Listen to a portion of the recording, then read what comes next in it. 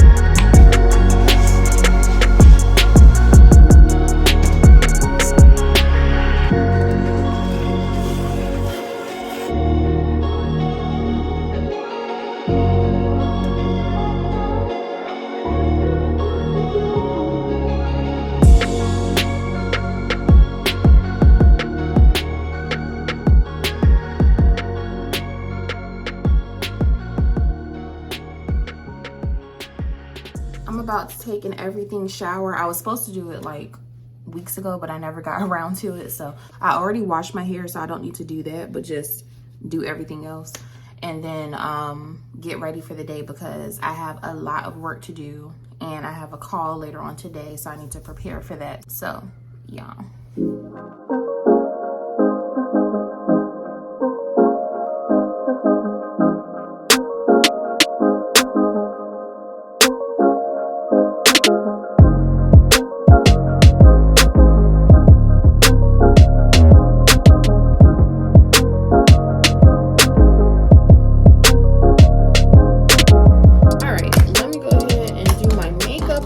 I already did my eyebrows. I just got to do everything else.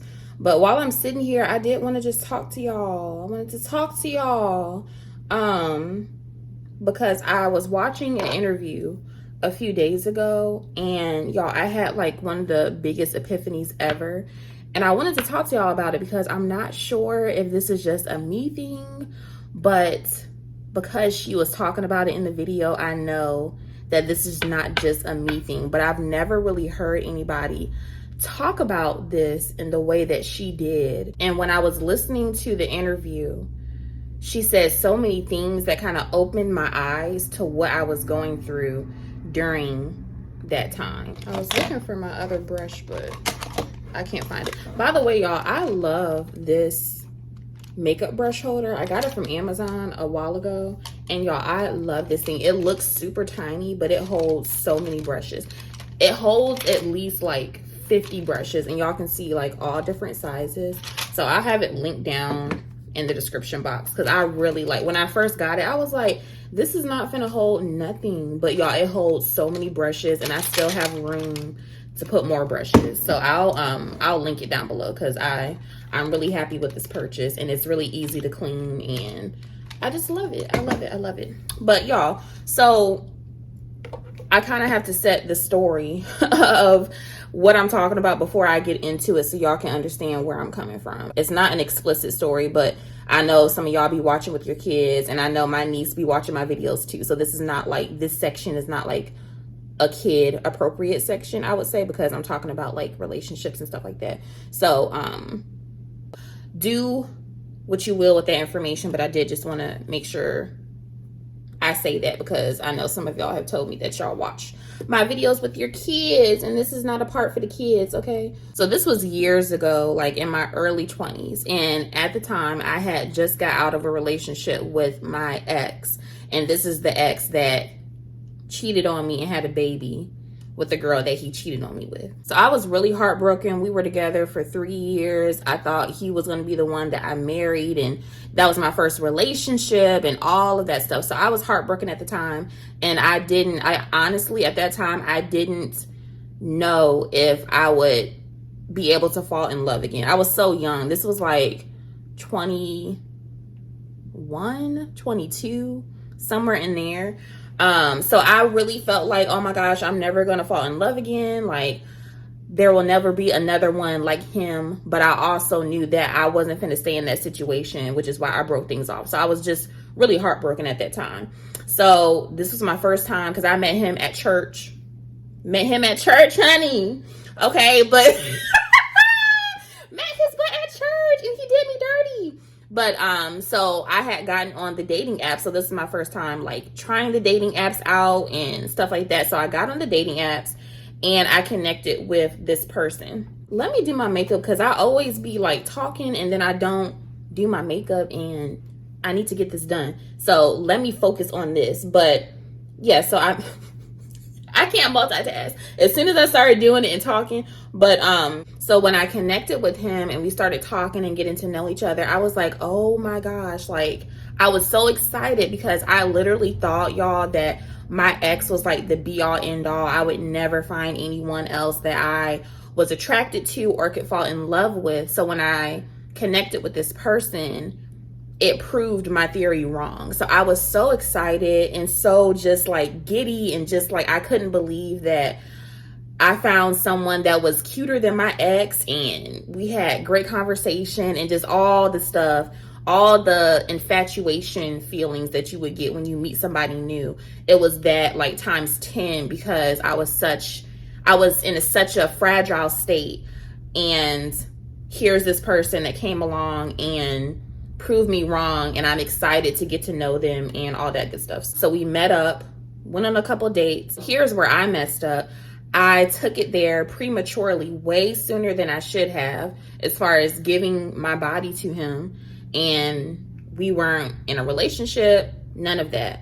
And that's where things started to go downhill. But in my mind, I was like, oh, well, I feel a connection. I'm sure you feel a connection with me. So I didn't understand the severity of, or the consequences of, doing that so soon. I'm talking from the perspective of someone who wants relationship, who doesn't want to be casual. If you trying to be casual and just be out there, then this is not applying to you. I'm talking about someone who wants a relationship, wants marriage, wants a commitment from the person that I'm dating and getting to know. So, but like I said, at that time, I didn't understand.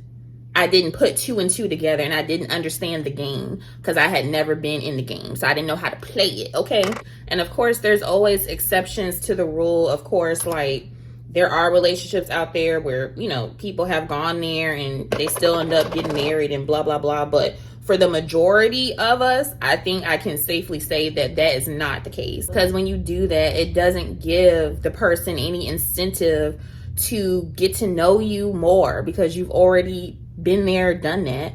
So it just cuts out like that, the chase, the mystery of it all, right? So yeah, that's where things went downhill, but I didn't understand that at the time. So at the time, I was like, okay, things are going good.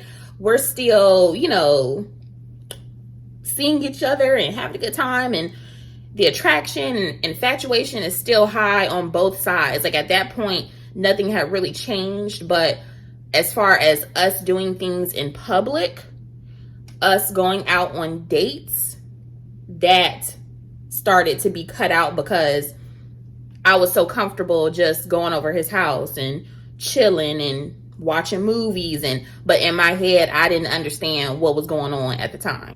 And I do believe and agree that abstinence is always the best route. Like, refraining from sex until marriage is always the best route, but that's not my story. So I can't speak from that perspective, because that's not my story.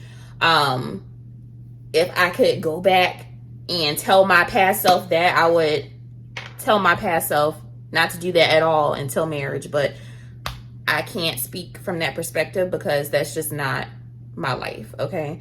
And that's a whole nother conversation for another day, as far as like being a believer and making the mistake of having sex before marriage and then celibacy and abstinence and all that kind of stuff. That's a whole nother conversation that we may have another day, but I'm not going into all that. But I do agree that the best practice is just not to do it at all until you get married, okay?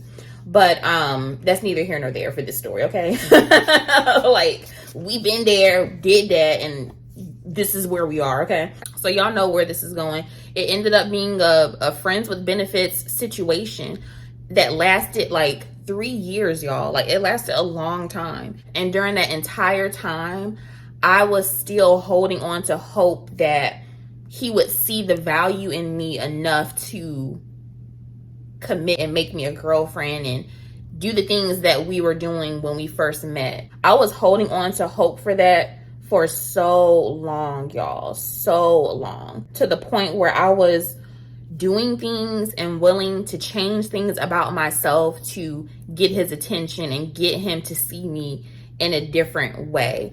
But at that point, the damage had already been done. When I got my first place, I was like, oh, you know, I just moved in, and I wanted him to be proud of me and to be like, oh, like Hannah just got her own place by herself now, so maybe she is worthy of being a girlfriend. Or like, y'all, this is literally like what I was thinking in my head when I got a better job, or when, because he was really into like the going out scene at the time. So, you know, I was going out with my friend at the time, and, you know, I would be taking pictures and, you know, like, and borderline trying to like be sexy and to try to get his attention. And I remember one time when we were talking, and it was during the holidays, and he was telling me about his family coming over for Thanksgiving, and he had made a general statement saying, you know, you should come, but it was very casual.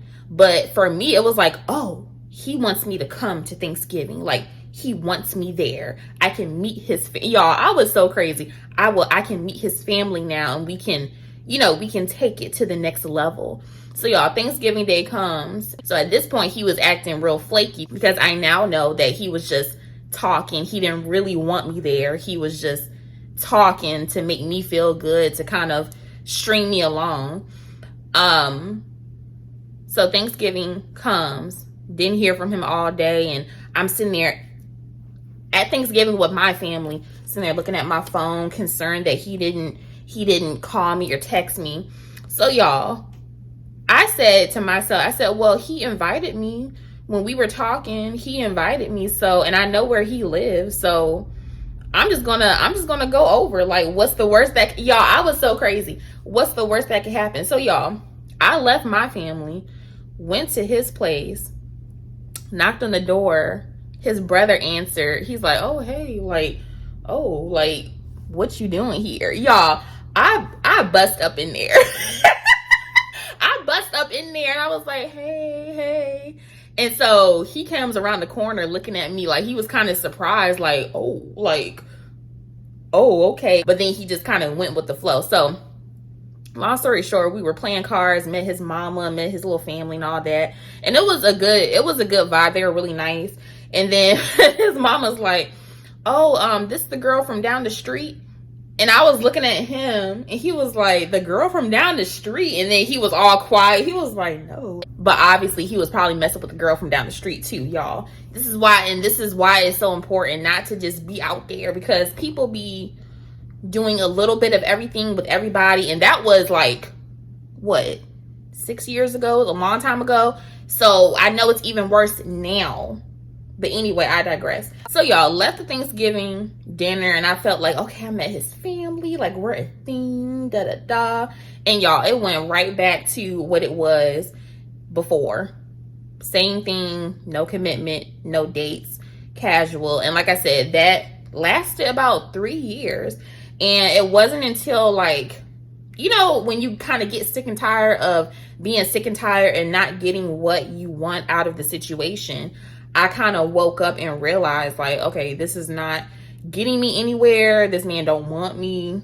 I need to get myself together. And that's what I started to do. So I shut that down and basically said, well, if you want to see me, then we can go on a date. But of course, that never happens. Yeah, that's the base of what I want to talk to y'all about today, because after hearing this interview with the lady, my perspective on that whole time period and what happened after that has changed, because I didn't realize like what was going on at that time. This portion of what she said really hit home for me, because I never thought to look at it from this perspective. So after I ended things, y'all, I was so infatuated with this man. And because in my head, I felt like he fit the bill as far as like what I needed on all levels. He would post on Instagram a scripture or a quote that had some kind of biblical reference, and I'm like, oh, see, he knows God too. Like, he is everything that I would want in a man. So even though I ended things on that front, I was still holding on to hope that things would come around full circle. We just need some time. Like, things would work out in my favor the way I wanted them to, but I just needed to step back and let him see what he's missing, y'all. So I was still posting on Instagram, trying to, throw subliminals, get his attention. And, he would DM me and that would be the highlight of my day. Or he would text me and that would be the highlight of my day, y'all. Delusional. And this is months, years after COVID hit. Still in my head thinking that something would come of this relationship. Telling my friends at the time and people that I talked to at the time, like, of this guy that I met and, the situation, and I'm still like trying to get his attention. And what do you think I should do to, get his attention? And y'all, I was talking about this man as if we're dating, we had dated. You would think that we were in a relationship, a long-term relationship, and we were taking a break. Like, y'all, it wasn't that. I was just so infatuated with him. I'm looking at my phone because when she was talking, I was writing down like different notes and things so that I could have something to like reflect and think about. So she was basically saying that people who were craving interaction and who are coping with loneliness tend to have these very imaginary relationships, y'all, where they're intentionally invested, intensely infatuated into someone that you've met, where there's no reciprocity. There's a intense yearning and hope that something will come out of the relationship or they'll notice you again. And you get to a point where you're replaying thoughts and moments that you've had with that person over and over again for months, years. And y'all, when she said that, I was like, I had to like rewind it 3 or 4 times because I couldn't believe what she was saying. And that is exactly what I was doing, y'all. That is exactly what I was doing. It was like I was recounting the moments that we had, and it was just like playing in my head, like, oh my gosh, like one day it'll happen. Like, we did this together. I met his family. Like, there has to be something that comes out of this. And he was just on replay in my head, months, years, to the point where I'm talking about this man to other people. But there was nothing coming from his end telling me that what I was thinking or believing was the truth. As the dates and all that we did go on, it was like the first maybe 2 or 3 weeks that we were talking. After that, within that 3-year period, we never went on a date, public outing, any of that, y'all. Having a whole imaginary relationship, y'all, and not looking at the situation for what it is. I was looking at the situation for what I wanted it to be. If you're in this space right now, or you're not sure if you're in this space right now, if y'all are not going out in public, going on dates, and it doesn't even have to be a thing where it's costing you any money. Y'all could go walk in the park. Y'all could go to a museum. Like, it could be the most basic thing ever. Go to pick up some coffee, or, you know, whatever the interaction is. If it's in the house all the time, in the house, and y'all are not having conversations, getting to know each other anymore, you're not seeing each other outside of the house, or your place, his place, whatever,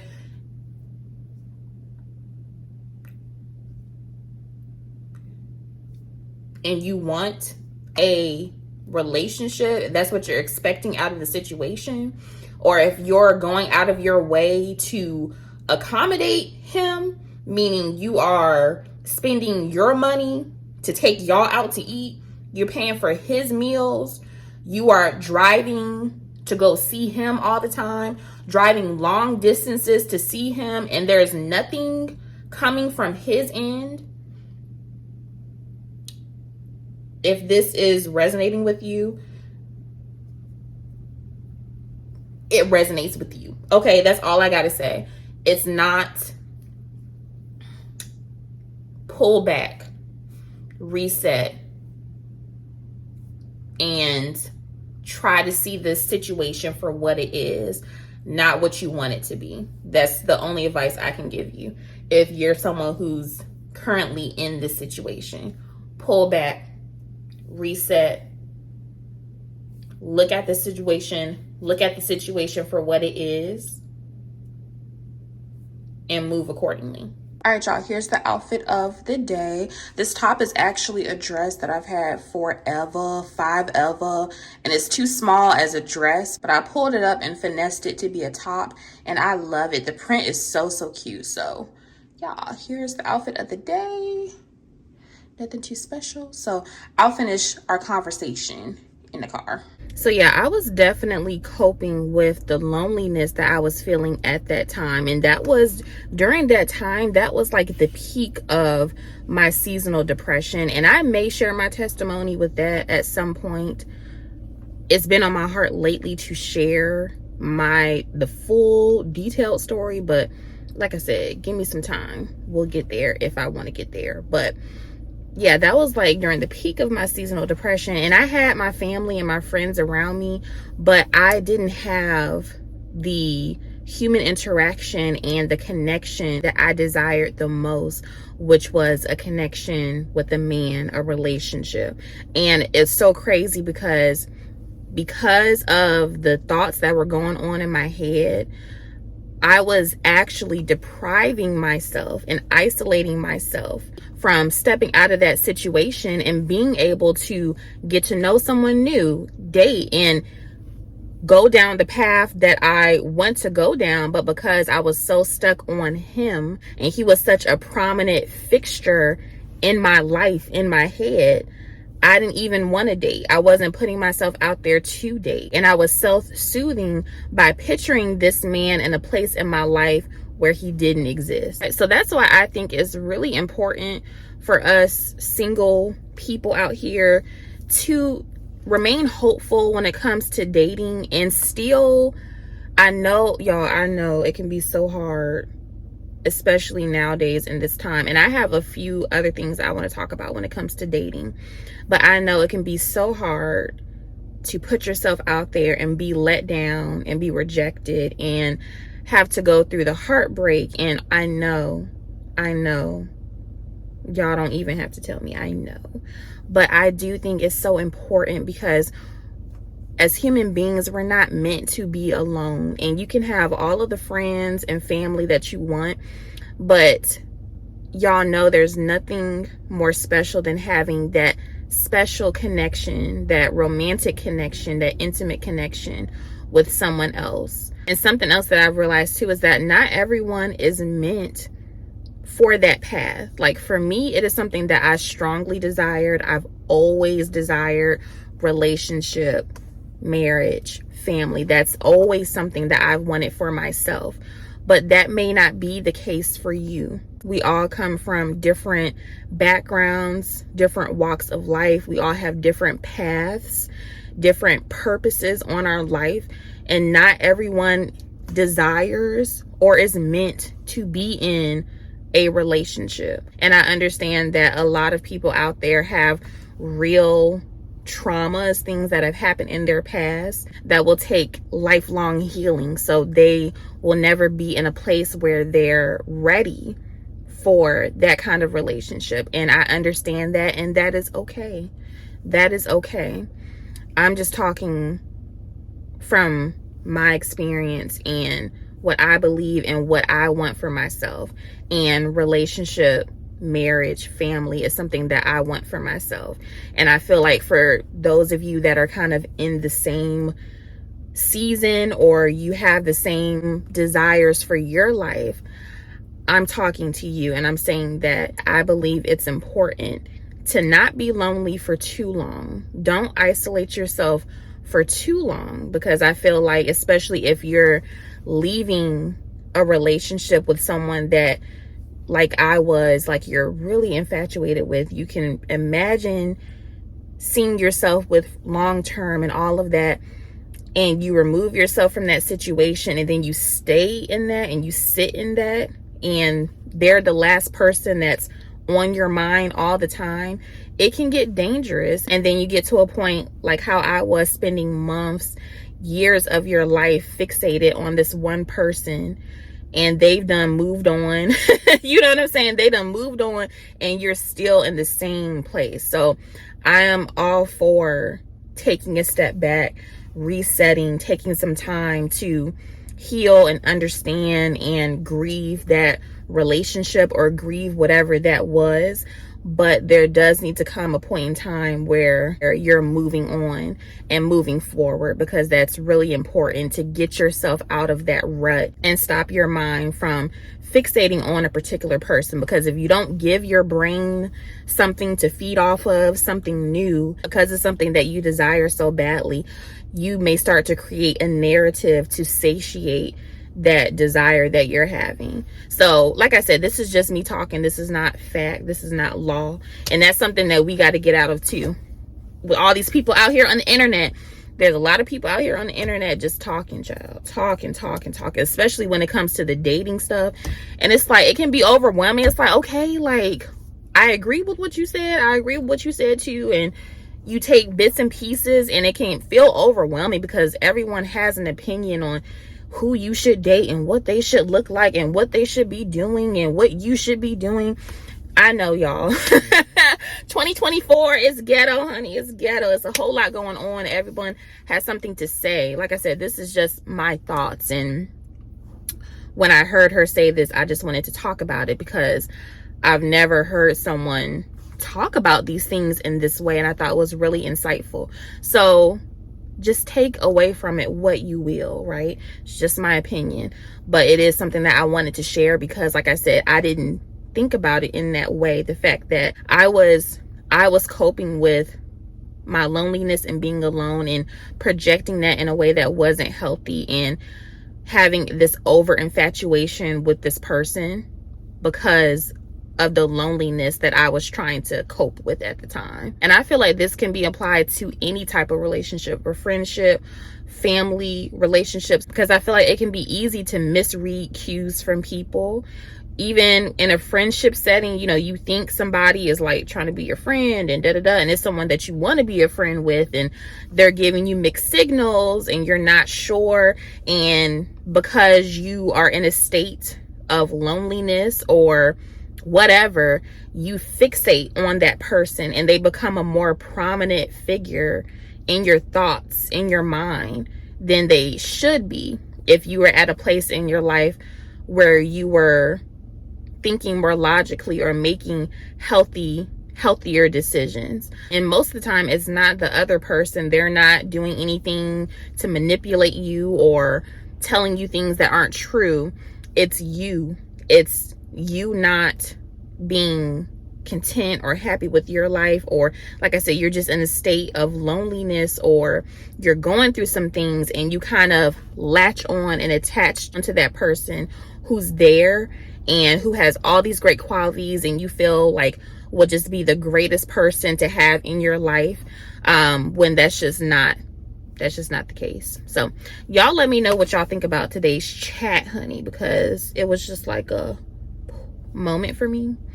And like I said, I may be the only one going through it. I don't know, honey. I may be the only one that has felt